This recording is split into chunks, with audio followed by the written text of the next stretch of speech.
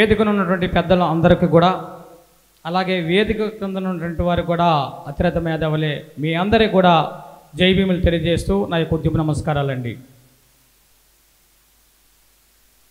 కారంచేడులో జరిగిన ఘటన సమయంలో నేను చిన్న కుర్రోడినే డిగ్రీ చేస్తున్నాను. ఆ టైంలో అంతగా అప్పుడు తెలవదు, కానీ ఉద్యమ బాటలోకి వచ్చేటప్పటికి మరి 23వ కారంచేడు అమరవీరుల సభ జరిపించేటప్పుడు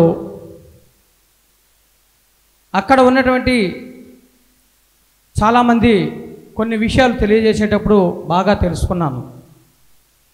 కానీ ఈరోజు మేధావులు ఉన్నారు, వారు ఉన్నారు చెప్తారు, కానీ ఈరోజు ముఖ్యంగా రాజ్యాంగాన్ని కాపాడుకోవాలంటే ఐక్యత అనేది చాలా ఇంపార్టెంట్. మీరు ఎవరు కూడా తప్పుగా అనుకోవద్దు. ఈరోజు ఐక్యతను కోల్పోయాం. వ్యర్థమైనటువంటి వర్గీకరణలు వచ్చి మనము విడిపోయాం.